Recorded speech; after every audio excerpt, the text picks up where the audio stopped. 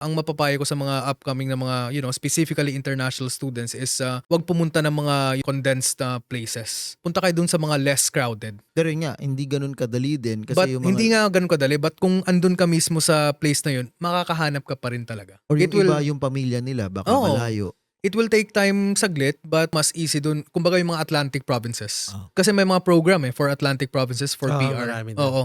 Tsaka yung time nga na yun, na 2016, 2017, nagdi-direct hire na sila. Kasi parang tumanda na kagad yung population nila, tapos hindi na replenish. Mm-mm. So, kinailangan nilang mga direct hire galing Oo. Pilipinas. But ang problema kasi dyan is hindi nga ini-endorse yung mga ganong klaseng pathway na may pwede ka palang mag-direct. At least that time, kahit pupunta ka ng mga agency, ang ini-endorse talaga nila is international student. Na mag-international student ka, madali makapasok, madaming trabaho, ganun, easy lang yung school doon whatsoever. Na yun ang tanong ko kasi part niyan is nangyayari din sa social media, no? Ang daming mga creators, mga influencers, mga ganyan. So parang masyadong parang Na-romanticize. na-romanticize. Pero Na-romanticize. bakit? Kung sa experience mo parang hindi ko naman ma-consider na Actually, yung ma-romanticize content ko nga puro hindi naman nega, but parang kumbaga sino-show ko yung ganong side ng Canada. Look at me, ako yung pinaka big example. Yun yung sinasabi ko sa mga viewers ko na, for example, ako 8 years na ako dito, struggling Pero whatsoever. posible ba na ikaw yung parang minority sa ganong klaseng experience pero 80% Oo naman. pala ay Oo. parang positive experience?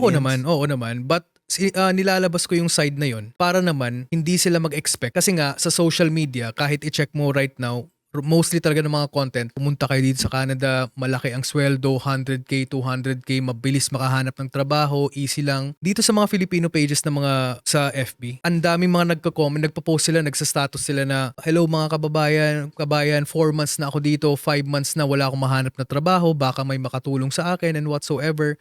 So mga ganong situation. Actually, recently, may ginawa akong vlog. Nag-interview ako ng mga tao na same situation na ilang months na dito hindi makahanap ng trabaho. Ang sagot nilang lahat is same thing na akala namin madali. Bakit nila akala madali? Kasi nga, yun yung pinapakita. Yun yung finifeed sa kanila na easy dito. Hindi ko naman sinasabi na hindi easy, but mostly kasi certain percentage is dadaan ka talaga sa hirap. Minsan nababash nga ako, sabi nila puro ka nega. Kaya walang magandang nangyayari sa'yo kasi puro ka nega. Hindi ko naman, purposely inaano na nega. Wait, pinapakita ko lang yung side na, Sinare mo lang. oo, na may ganong side din dito. Kaya kung pupunta kayo dito, be prepared, do your own research, huwag maniwala sa agency lang. Kasi yung agency at the end of the day, business yan. Yeah.